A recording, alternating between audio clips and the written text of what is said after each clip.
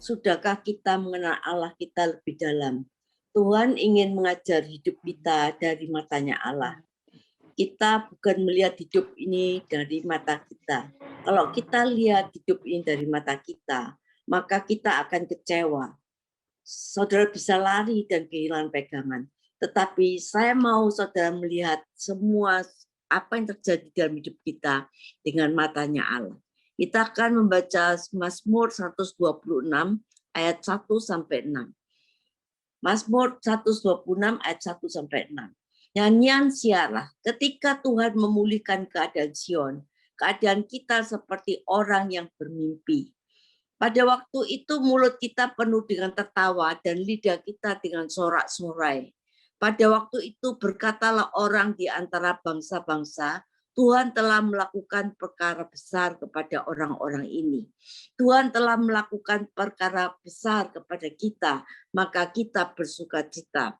Pulihkanlah keadaan kami ya Tuhan, seperti memulihkan batang air kering di tanah Negeb. Orang-orang yang menabur dengan mencucurkan air mata akan menuai dengan bersorak-sorai. Ayat 6, orang yang berjalan maju dengan menangis sambil menabur benih, pasti pulang dengan sorak-sorai sambil membawa berkas-berkasnya. Saudara, mimpi itu menjadi satu kenyataan bagi kita setiap orang percaya. Ya. Mimpi itu nyata, tetapi syaratnya Sion itu harus dipulihkan. Apakah Sion? Sion adalah tempatnya Allah bertata. Di mana Allah bertata? 1 Korintus 13 berkata, tubuhmu adalah bait Allah. Hati kita adalah tempat di mana Allah tinggal. Waktu saudara dipulihkan, maka keadaan saudara seperti orang yang bangun dari mimpi. Jadi tidak ada nasib bagi orang Kristen. Ya. Segala sesuatu tidak ada yang tidak mungkin bagi Allah untuk dipulihkan. Bagi orang dunia ada nasib dan takdir. Tapi bagi orang Kristen, bagi orang percaya, tidak ada nasib dan takdir. Tuhan sanggup memulihkan segala sesuatu yang tidak mungkin menjadi mungkin. Dikatakan kalau Tuhan memulihkan, maka orang akan mengatakan bahwa Tuhan telah melakukan perkara besar dan kita bersukacita, kita tertawa, kita bersorak-sorai. Pada waktu kita mengalami pemulihan, maka keluargamu mungkin yang lain, dari teman-temanmu yang sempat mengejekmu, mereka berkata bahwa Tuhan telah melakukan besar kepada orang ini. Saudara, tetapi satu-satunya Sion ini harus dipulihkan. Kita harus hati kita dipulihkan betul-betul sehingga Allah itu kerasan untuk tinggal di dalam hidup kita. Saudara, kalau kita nggak ngalami, saudara, maka kita nggak bisa berkata bahwa Tuhan itu baik, ya, dan Tuhan sungguh-sungguh bisa melakukan perkara besar. Maka kadang-kadang Tuhan izinkan kita mengalami hal sesuatu dalam hidup kita, supaya ketika kita dipulihkan, kita menjadi berkat, menjadi kesaksian bagi banyak orang. Dikatakan ayat 4, pulihkan keadaan kami ya Tuhan, seperti memulihkan batang air kering di tanah Negeb. Ini adalah satu doa di mana orang berseru untuk Tuhan memulihkan setiap keadaan kami. Dan Mazmur 126 ayat 5 berkata, orang yang menabur dengan mencucurkan air mata akan menuai dengan bersorak-sorai. Bagaimana kita menabur ya dengan mencucurkan air mata? Waktu kita dihina, kita tidak balas dengan hinaan. Waktu kita dimarah, kita disalah mengerti, kita tidak balas semuanya, kita balas dengan kebaikan. Waktu kita disakiti, kita tidak membalas. Waktu kita difitnah, kita mengampuni. Apa yang membuat kita seperti itu? Apa yang membuat kita bisa melakukan seperti itu? Yaitu kalau kita punya hubungan yang pribadi dengan Yesus. Kalau kita mempunyai hubungan yang erat dengan Tuhan Yesus, maka kita tidak akan membalas segala kejahatan dengan kejahatan, tapi kita sanggup membalas kejahatan dengan kebaikan. Kalau saudara kenal dari Yesus dari kata orang, maka kalau hari Minggu ya kita di gereja nggak disalami, maka kita nggak akan ke gereja lagi. Tetapi kalau kita kenal Yesus, maka apapun yang terjadi kita percaya bahwa Tuhan selalu baik terhadap kita. Tapi saudara kita lihat, kalau kita diperlakukan salah, maka kita tetap menabur. Katakan menabur, tetap menabur kebaikan. menabur pengampunan, menabur air mata, maka kita akan menuai dengan bersorak-sorai. Saudara, kita lihat bagaimana bahwa Allah itu bisa pakai siapa saja dalam hidup kita untuk memproses hidup kita. Allah bisa pakai istri, Allah bisa pakai suami untuk memproses hidup kita. Tetapi kalau kita tahu kita mau tabur yang baik, maka firman Tuhan dalam Mazmur 126 ayat 6 berkata, orang yang berjalan maju dengan menangis sambil menabur benih, pasti pulang dengan sorak-sorai. Saudara, berjalan maju. Kenapa dibilang berjalan maju? Karena ada orang Kristen yang suka berjalan di tempat, saudara. Kalau kita jalan di tempat, kita nggak bisa maju. Dan sekali lagi banyak orang Kristen yang jalan di tempat, sehingga walaupun kekristenannya sudah bertahun-tahun ya menjadi orang Kristen, tapi biasa-biasa. Kenapa? Karena jalan di tempat, saudara. Kalau kita jalan mundur, saudara, menoleh ke belakang, maka kita akan menjadi tiang garam seperti istri Lot. Ayo kita mau belajar untuk berjalan maju dengan menangis dan menabur benih. Benih apa, saudara? Yang ditabur itu benih apa? Benih imanmu, benih janji-janji Tuhan. Apa yang buat kita? Yesus pernah berkata apa kepada kita? Yesus berjanji apa terhadap kita? Dia berkata, akulah Alfa dan Omega, yang artinya pertama dan terakhir. Saudara, kalau kita berada di tengah-tengah Alfa dan Omega, ya, kita tidak usah takut dan khawatir. Kita ada di kurungan antara Alfa dan Omega, yang awal dan akhir. Dia berjanji, dia sobat setia kita. Dia berjanji bahwa dia berperang melawan kita. Dikatakan, tanam itu tabur benih, janji firman Tuhan kepada kita. Orang boleh mencemooh kita, sepertinya, oh tidak ada hasilnya, percuma jadi orang Kristen, tapi kita tetap tabur, pegang janji Tuhan, terus tabur, maka kita akan melihat bahwa pasti kita akan menuai, ya. Apa yang dikatakan orang berjalan maju berjalan sambil menabur benih dengan mencucurkan air mata, pasti menuai dengan sorak-sorai, bukan coba-coba, bukan moga-moga, ya, tapi pasti. Coba digaris bawahi ayat ini dengan stabilo, bahwa pasti Tuhan akan membuat kita bersorak-sorai. Kalau kita tabur dan Tuhan tidak tolong kita, saudara, kalau kita sudah menabur dengan air mata, kita sudah menabur benih akan janji Tuhan, tapi saudara tidak ditolong Tuhan, saya tidak ditolong Tuhan, maka saya rasa kita tidak ada gunanya ikut Tuhan, ya.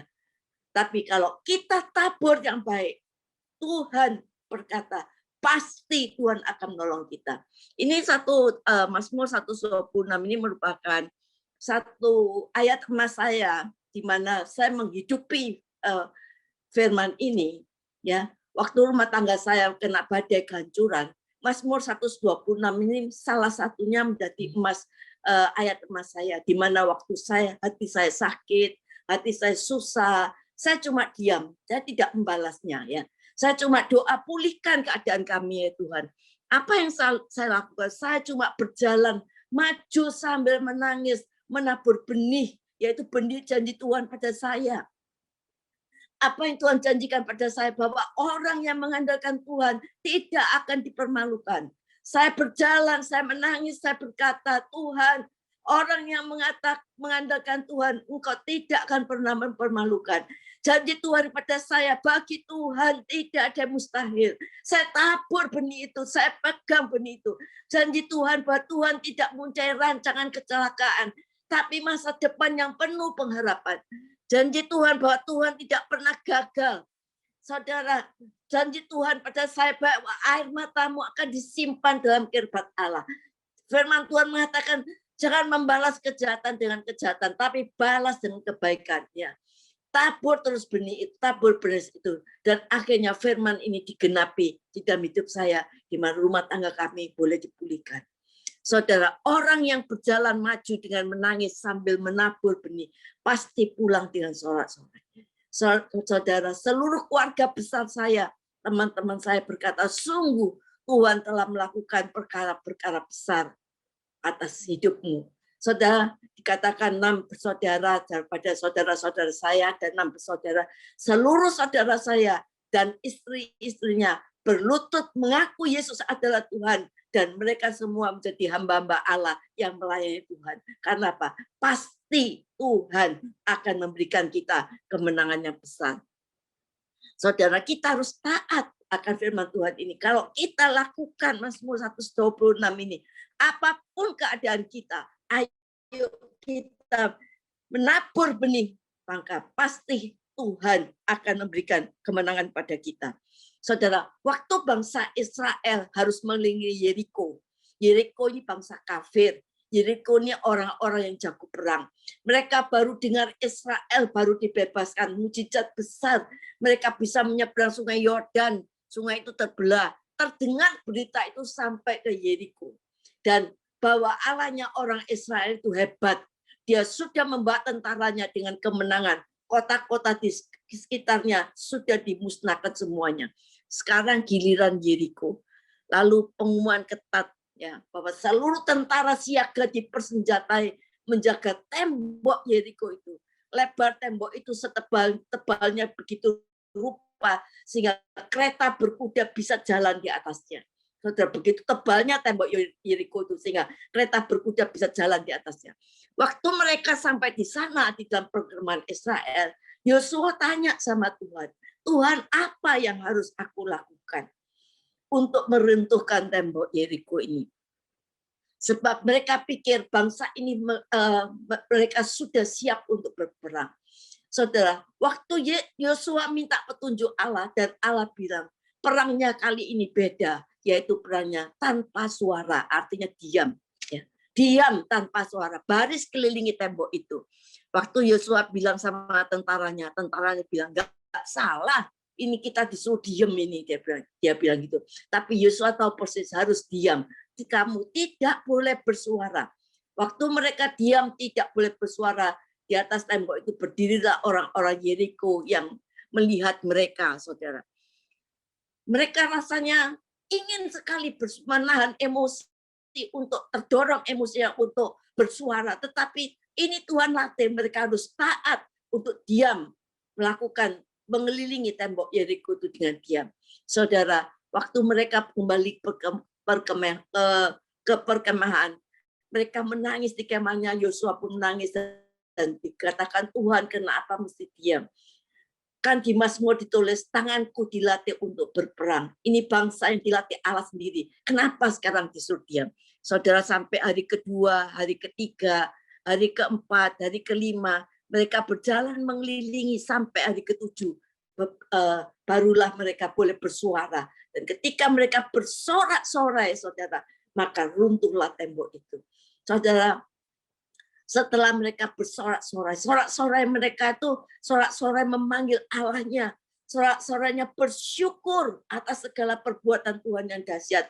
Sorak-sorainya dinaikkan, maka rubuhlah tembok itu. Ini peristiwa Yeriko sudah sering kita dengar, tapi saya mau jelaskan bahwa sorak-sorai orang-orang Yosua dan orang-orang Israel di Yeriko beda dengan sorak-sorai kita. Mereka bersorak-sorai dengan sungguh-sungguh mengadakan satu ucapan syukur di hadapan Tuhan bahwa Tuhan sudah melakukan perkara-perkara yang besar.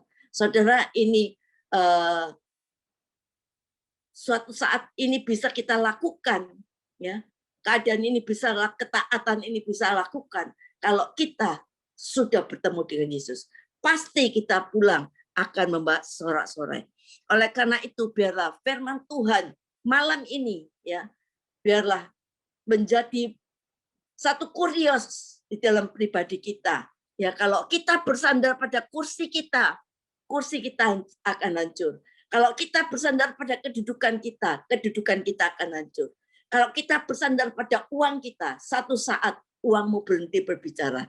Tapi kalau kita bersandar pada Tuhan, maka seperti Mazmur 73 berkata, kita bisa berkata, sekalipun dagingku dan hatiku habis lenyap, gunung batuku dan bagianku, tetaplah Allahku yang kupercayai. Saudaraku sekalian, biarlah Mazmur 126 ini menjadi kepunyaan saudara, ya.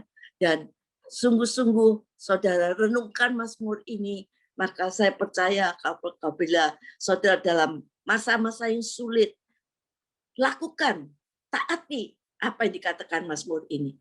Maka di situ ada janji Tuhan yang luar biasa. Pasti kita akan pulang dengan sorak-sorai sambil membawa berkas-berkasnya. Belajarlah untuk berjalan maju dan taburlah benih. Benih firman Tuhan, benih janji Tuhan yang sudah diberikan pada kita. Maka kita akan mengalami perkara-perkara yang dahsyat. Sehingga orang mengatakan, Tuhan telah melakukan perkara yang dahsyat kepada orang-orang ini. Hidup kita boleh menjadi berkat. Amin.